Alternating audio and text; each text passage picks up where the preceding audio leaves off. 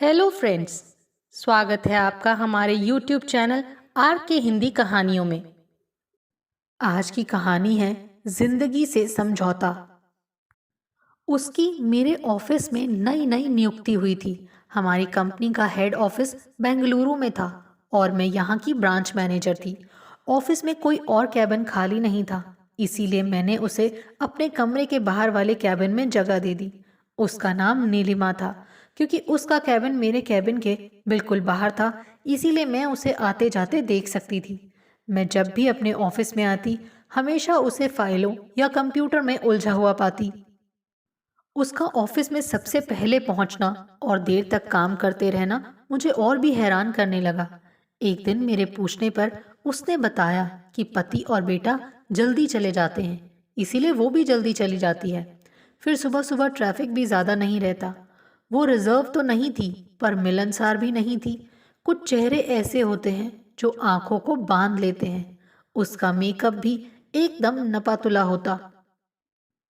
वो अधिकतर गोल गले की कुर्ती ही पहनती, कानों में छोटे बुंदे, मैचिंग बिंदी और नाम मात्र का सिंदूर लगाती। इधर मैं कंपनी की ब्रांच मैनेजर होने के नाते स्वयं के प्रति बहुत ही संजीदा थी। दिन में जब तक 3-4 बार वॉशरूम में जाकर स्वयं को नहीं देख लेती, मुझे चैन नहीं पड़ता। परंतु उसकी सादगी के सामने मेरा सारा वजूद कभी कभी फीका सा पड़ने लगता। लंच ब्रेक में मैंने अक्सर उसे चाय के साथ ब्रेड बटर या कोई और हल्का नाश्ता करते पाया। एक दिन मैंने उससे पूछा तो कहने लगी, हम लोग नाश्ता इतना हैवी कर लेते हैं कि लंच की ज़रूरत ही महसूस नहीं होती। पर कभी कभी मैं लंच भी करती हूँ, शायद आपने ध्यान नहीं दिया होगा। वैसे भी मेरे पति उमेश और बेटे मयंक को तरह तरह के व्यंजन खाने पसंद हैं। वाह, कहकर मैंने उसे बैठने का इशारा किया। फिर कभी हमें भी तो कुछ खिलाइए नया। इसी बीच मेरा फोन बज उठा तो मैं अपने कैबिन में आ गई। एक दिन वो सचमुच बड़ा सा टिफिन लेकर आ गई। भरमा कचौरी, आलू की सब्जी और बूंदी का रायता। न केवल मेरे लिए बल्कि सारे स्टाफ के लिए। इतना कुछ देखकर मैंने कहा, लगता है कल शाम से ही इसकी तैयारी में लग गई होगी। वो मुस्कुराती हुई बोली, मुझे खाना बनाने और खिलाने का बहुत शौक है। यहाँ तक कि हमारी कॉलोनी में भी कोई पार्टी होती है तो सारे डिशेस मैं ही बनाती हूँ। नीलिमा को हमारी कंपनी में काम करते हुए 6 महीने हो गए थे। ना कभी वो लेट हुई और ना ही जाने की जल्दी करती। घर से तरह तरह का खाना या नाश्ता लाने का सिलसिला भी निरंतर चलता रहा।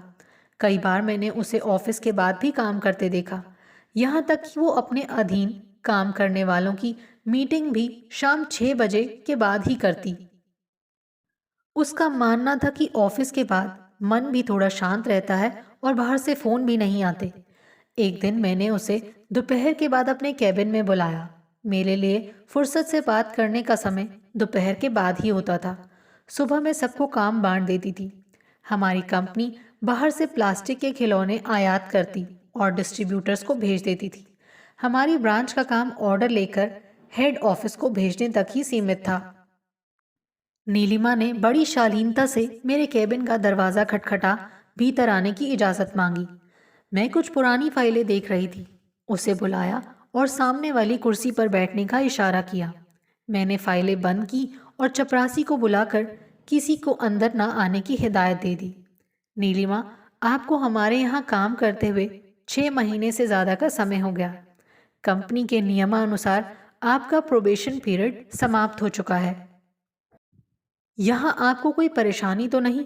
काम तो आपने ठीक से समझ ही लिया है। स्टाफ से किसी प्रकार की कोई शिकायत हो तो बताओ। मैम, न मुझे यहाँ कोई परेशानी है और ना ही किसी से शिकायत। यदि आपको मेरे व्यवहार में कोई कमी लगे तो मुझे बता दीजिए, मैं खुद को सुधार लूँगी। मैं आपके जितना पढ़ी लिखी तो नहीं, पर इतना ज़रूर विश्वास दिलाती हूँ कि मैं अपने काम के प्रति समर्पित रहूँगी। यदि पिछली कंपनी बंद ना हुई होती तो पूरे 10 साल एक ही कंपनी में काम करते हो जाते। कहकर वो खामोश हो गई। उसकी बातों में बड़ा ठहराव और विनम्रता थी। जो भी हो, तुम्हें अपने परिवार की भी सपोर्ट है, तभी तो मन लगाकर काम कर सकती हो। ऐसा सभी के साथ नहीं होता। मैंने थोड़े रुआंसे स्वर में कहा। वो मुझे देखती रही, जैसे मेरे चेहरे के भाव पढ़ रही हो। मैंने बात बदल कर कहा, अच्छा, मैंने आपको यहाँ इसलिए बुलाया है कि अगला पूरा एक हफ्ता मैं छुट्टी पर रहूंगी। हो सकता है एक दो दिन ज़्यादा भी लग जाएं। मुझे उम्मीद है आपको कोई ज़्यादा परेशानी नहीं होगी। मेरा मोबाइल चालू रहेगा। कहीं बाहर जा रही हैं आप? उसने मुझसे ऐसे पूछा जैसे मेरी दुखती रग पर हाथ रख दिया हो। मैंने कहा, नहीं, रहूंगी तो यहीं। कोर्ट की आखिरी तारीख है, शायद मेरा तलाक मंजूर हो जाए। फिर मैं कुछ दिन सुकून से रहना चाहती हूँ। तलाक? कहकर जैसे वो अपनी सीट से उछली हो। हाँ, इस उम्र में तलाक? वो कहने लगी। सॉरी मैम, मुझे पूछना तो नहीं चाहिए, पर तलाक की भी कोई उम्र होती है। सदियों से मैं रिश्ता ढोती आई हूँ। बेटी यूके में पढ़ने गई तो वहीं की होकर रह गई। मेरे पति और मेरी कभी बनी ही नहीं, और अब तो बात यहाँ तक आ गई है कि खाना भी बाहर से ही आता है। मैं थक गई ये सब निभाते निभाते, और जब से बेटी ने वहीं रहने का निर्णय लिया है, हमारे बीच का वो पुल भी टूट गया। कहते कहते मेरी आंखों में आंसू आ गए। वो धीरे से अपनी सीट से उठी और मेरी साड़ी के पल्लू से मेरी आंसू पोंछने लगी। फिर सामने पड़े ग्लास से मुझे पानी पिलाया और मेरी पीठ पर स्नेह भरा हाथ रख दिया। बहुत देर तक वो यूं ही खड़ी रही। अचानक गमगीन होते माहौल को सामान्य करने के लिए मैंने दो तीन लंबी सांसें ली और फिर अपनी थर्मस से चाय लेकर दो कपों में डाल दी। उसने चाय का घूंट भरते हुए धीरे धीरे कहना शुरू किया। मैम, मैं तो आपसे बहुत छोटी हूँ। मैं आपके बारे में ना कुछ जानती हूँ और ना ही जानना चाहती हूँ, पर इतना ज़रूर कह सकती हूँ कि कुछ गलतियाँ आपकी भी रही होंगी, पर हमें अपनी गलती का एहसास नहीं होता। हमारा अहम जो सामने आ जाता है। हो सकता है आपको तलाक मिल भी जाए। आप स्वतंत्रता चाहती हैं, वो भी मिल जाएगी। पर फिर क्या करेंगी आप? सुकून तो मिलेगा ना? जिंदगी अपने ढंग से जीऊंगी। अपने ढंग से जिंदगी तो आज भी जी रही हैं आप। इंडिपेंडेंट हैं, अपना काम करने के लिए एक प्रतिष्ठित कंपनी की बॉस हैं। फिर इतना कहकर वो चुप हो गई। उसकी भाषा तलख पर शिष्ट थी। मैं एकदम सकपका गई और वो बेबाक बोलती जा रही थी। मैंने झल्ला कर तेज स्वर में पूछा, मैं समझ नहीं पा रही हूँ, तुम मेरी वकालत कर रही हो, मुझसे तर्क वितर्क कर रही हो, मेरा हौसला बढ़ा रही हो, या पुनः नर्क में धकेल रही हो? मैम, वो धीरे से पुनः शिष्ट भाषा में बोली, मैं अकेली औरत के लिए, वो भी तलाकशुदा के लिए, अकेले जिंदगी काटना कितना मुश्किल होता है, ये कैसे बताऊं आपको? पहले आपके पास पति से खुशियां बांटने का मकसद रहा होगा, फिर बेटी और उसकी पढ़ाई का मकसद, फिर लड़कर अलग होने का मकसद, और अब जब सब झंझटों से मुक्ति मिल जाएगी तो क्या मकसद रह जाएगा? आगे एक अकेली वीरान जिंदगी रह जाएगी। कहकर वो चुप हो गई और प्रश्न सूचक निगाहों से मुझे देखती रही। फिर बोली, मैम, आप कल सुबह ये सोचकर उठना कि आप स्वतंत्र हो गई हैं, पर आपके पास कोई नहीं है, न सुख बांटने को न दुख बांटने को, ना कोई लड़ने के लिए ना झगड़ने के लिए। फिर आप देखना, सब सुख सुविधाओं के बाद भी अपने आप को अकेला ही पाएंगी। मैं समझ नहीं पा रही थी कि वो क्या कहना चाहती है। मेरे चेहरे पर कई रंग आ रहे थे, परंतु एक बात तो ठीक थी कि तलाक के बाद अगला कदम क्या होगा, ये मैंने भी ठीक से नहीं सोचा था। मैम, मैं चलती हूँ, बाहर कई लोग मेरा इंतजार कर रहे हैं। जाने से पहले एक बार फिर से सलाह दूंगी कि इस तलाक को बचा लीजिए। कहकर वो वहां से चली गई। उसके जाने के बाद पुनः उसकी बातों ने सोचने पर मजबूर कर दिया। मेरी सोच का दायरा अभी तक केवल तलाक तक सीमित था। उसके बाद व्हाट नेक्स्ट? उस पूरी रात में ठीक से सो नहीं पाई। सुबह सुबह काम वाली बालकनी में चाय रखकर चली गई। मैंने सामने वाली कुर्सी खींचकर टांगे पसारी और फिर भूत के गर्भ में चली गई। किसी ने ठीक ही कहा था कि या तो हम भूत में जीते हैं या फिर भविष्य में। वर्तमान में जीने के लिए मैं तब घर वालों से लड़ती रही, और आज उससे अलग होने के लिए, पापा को मनाने के लिए इसके बारे में झूठ सच का सहारा लेती रही। उसकी जॉब और शिक्षा के बारे में तथ्यों को तोड़ मरोड़ कर पेश करती रही, और आज उस पर उल्टे सीधे लांछन लगाकर तलाक ले रही हूँ। तब उसका तेज तर्रार स्वभाव और खुलकर बोलना मुझे प्रभावित करता था, और अब वही चुभने लगा। तब उसका साधारण कपड़े पहनना और सादगी से रहना मेरे मन को भाता था, और अब वही सब मेरी सोसाइटी में मुझे नीचा दिखाने की चाल नजर आता है। तब भी उसकी जॉब और वेतन मुझसे कम थी, और आज भी है। ऐसा भी नहीं कि पिछले 25 साल हमने लड़ते झगड़ते गुजारे हों। कुछ सुकून और प्यार भरे पल भी साथ साथ जरूर गुजारे होंगे। पहाड़ों, नदियों और समुद्री किनारों के बीच हमने गृहस्थ की नींव भी रखी होगी। अपनी बेटी को बड़े होते भी देखा होगा, और उसके भविष्य के सपने भी संजोए होंगे। फिर आखिर गलती हुई कहाँ? मैं सोचती रह गई। अपनी भूली बिसरी यादों के अंधेरे गलियारों में मुझे इस तनाव का सिरा पकड़ में नहीं आ रहा था। जहाँ तक मुझे याद आता है, मैं बेटी को 12वीं कक्षा के बाद यूके भेजना चाहती थी, और मेरे पति यहीं भारत में पढ़ाना चाहते थे। शायद उनकी ये मंशा थी कि बेटी नज़रों के सामने रहेगी, मगर मैं उसका भविष्य विदेशी धरती पर खोज रही थी। और अंततः मैंने उसे अपने पैसों और रुतबे के दम पर बाहर भेज दिया। बेटी का मन भी बाहर जाने को नहीं था, पर मैं जो ठान लेती करती। इससे मेरे पति को कहीं भीतर तक चोट लगी, और वो भी और उग्र हो गए। फिर कई दिनों तक हमारे बीच अबोला पसर गया। हमारे बीच की खाई फैलती गई। कभी वो देर से आता तो कभी नहीं भी आता। मैंने भी कभी इस बात की परवाह नहीं की, और अंत में वही हुआ जो नहीं होना चाहिए था। बेटी विदेश क्या गई, वहीं की हो गई। फिर वहीं एक विदेशी लड़के से शादी कर ली। कोई इजाजत नहीं, बस निर्णय मेरी तरह। उस रात हमारा जमकर झगड़ा हुआ। उसका गुस्सा जायज था। मैं झुकना नहीं जानती थी, ना जीवन में झुकी हूं और ना ही झुकूंगी। वही सब मेरी बेटी ने भी सीखा और किया। नतीजा तलाक पर आ गया। मैंने ताना दिया कि इस घर के लिए तुमने किया ही क्या? तुम्हारी तनख्वाह से तो घर का किराया भी नहीं दिया जाता। तुम्हारे भरोसे रहती तो जीवन घुट घुट कर जीना पड़ता। और इतना सुनना था कि वो गुस्से में घर छोड़कर चला गया। अब सब कुछ खत्म हो गया था। मैंने उस पर कई झूठे इल्जाम लगाए, जिनसे उसका बच पाना संभव नहीं था। मैंने एक लंबी लड़ाई लड़ी थी, और अब उसका अंतिम फैसला कल आना था। उसके बाद सब कुछ खत्म। परंतु नीलिमा ने इस बीच एक नया प्रश्न खड़ा कर दिया, जो मेरे कलेजे में बर्फ बनकर जम गया। पर अभी भी सब कुछ खत्म नहीं हुआ था, होने वाला था।